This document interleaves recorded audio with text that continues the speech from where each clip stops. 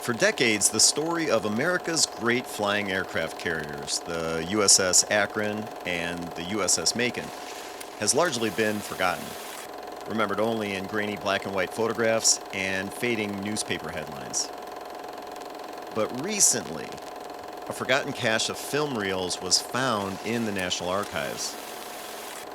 Now, at the time the footage was recorded, nearly 100 years ago, it was deemed top secret because it documented not just the immense engineering designs behind these flying giants, but also the construction challenges of these airships in meticulous detail. So I'm going to go through this construction footage to piece together the lost stories of these two airships, flying aircraft carriers that promise to change the future. Look what I found in the National Archives. Okay, so I've been working on a video about the huge flying aircraft carriers that the U.S. Navy operated in the 1930s. And while looking for some additional footage that I wanted to put in the video, look what I found. This is, like I said, this is in the National Archives. This is footage of the assembly of one of the flying aircraft carriers. This was the USS Akron, and they're assembling this, I believe, right around 1930, almost 100 years ago. Now, as I understand it, this footage was top secret. Rigid airships in the 1930s, they were no secret, but this was different. These were designed to be flying aircraft carriers, and here you can see they're swinging the nose cone into position. So this won't be the complete video. Like I said, I'm working on about a 12-minute video about the flying aircraft carriers that the U.S. Navy operated. The USS Akron and the USS Macon. I've been fascinated on the subject. You see this thing swinging around. Like this. But it just seems like everyone has forgotten that these even existed. So when I was looking for additional footage to complete the video, I stumbled across this stuff right here. Each one of these had 8 engines. These were German-built Maybach engines. And so the engines were inside the airship with these outriggers, if you want to call them that, to swing the propeller around. And this is all part of the assembly process. It's just fascinating. I didn't even know this stuff existed.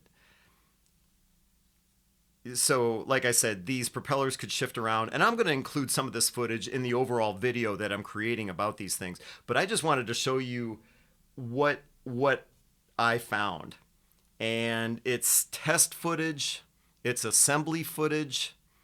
So look at what these guys, these workers, are doing. They're on these sketchy platforms putting this skin onto the aluminum frame of the USS Akron. And I'm going to hit play here. You can see, look at these two guys right here. They are way up in the air. We're going to talk about the building in a second. They're inside the air dock in Akron, Ohio. But these workers are just standing on these platforms, stretching this fabric over the framework, the aluminum framework of the USS Akron. I mean, just look at this guy. I'm going to hit pause. He's standing there. Yeah, okay, he's got this little ring around him. I don't see any kind of rope or,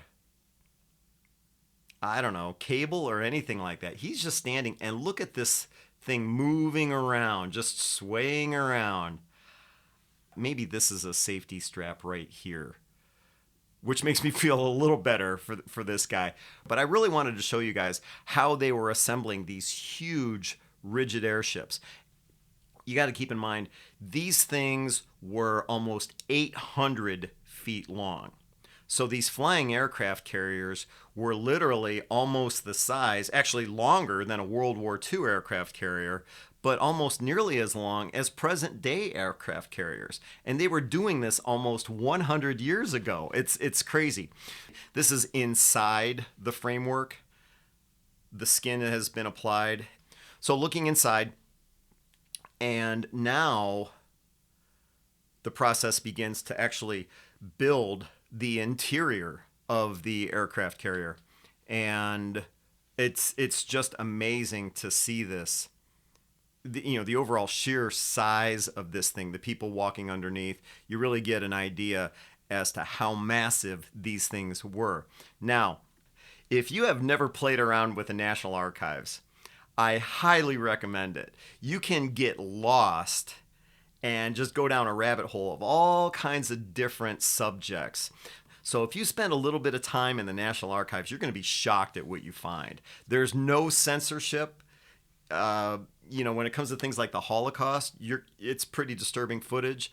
Or when it comes to things like the construction of these flying aircraft carriers, I can guarantee it's footage that a lot of us have never seen before. And that's pretty special. So here they are now constructing the interior of these airships. You can, up here, that's a fuel tank right there. Here they are mounting one of the engines inside the framework. The engines were huge. They are putting the outriggers in place that sit outside of the framework that hold the massive propellers. Okay, here they're raising one of the huge fins in place, and it's an amazing process. Now keep in mind, this is 100 years ago. So the raising of these pieces, literally, it's done by pulleys. Okay, here's another fin that they're lifting in place. This looks like the vertical one, and so they're lifting this in place. So like I said, when they're lifting these things and moving these things around, motorized cranes weren't as precise as they are now. So a lot of these things are done by hand, and it's just crazy to see what they're doing. Here's 3 of the fins. They put the 4th one in place down here. See my cursor right there. And then, of course, once they get the skin stretched tight, they spray this dope. It's literally called dope on it. And these guys, I mean, just back and forth, back and forth. Now, this is all taking place inside the Akron air dock, the air dock that was built in the late 1920s, Akron, Ohio. And the reason I know a little bit about this is because I'm originally from Ohio and lived probably 2-3 miles away from this building. At one time, it was the largest unsupported structure in the world. No interior supports at all. And of course, that would have to be the case, right? Because they're building these airships inside. And to give you an idea as to where this thing's located, I mean, absolutely massive from the outside. But this is located on the grounds of Akron Fulton Municipal Airport. And I'll show you exactly where that is. Let's see here. Eastern portion of United States, or Midwest if you want to call it that. Zooming in, Akron. Here's Akron Fulton Airport. Matter of fact, I used to keep my plane inside this building right here. So on the grounds of the airport. Here's runway 0725. And the air dock still stands on the grounds of the airport. There it is. So almost 100 years old, still exists. And you can see the clamshell doors on either end. Okay, so it's just really cool to show you this.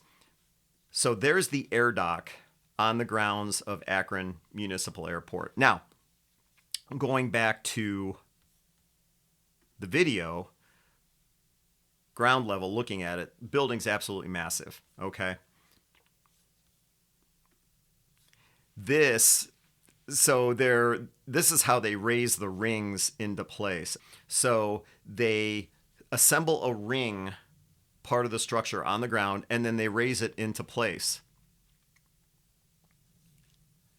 high up into the air dock. And And then once they get that first one into place, the very next one is assembled and then raised into position. And these guys are on like these massive ladders as this is being swung into place. I can hardly imagine something like this could be done today the way they did it almost 100 years ago. These guys are literally just standing on, I don't even know what you call it. And you can just see how high in the air they had to be.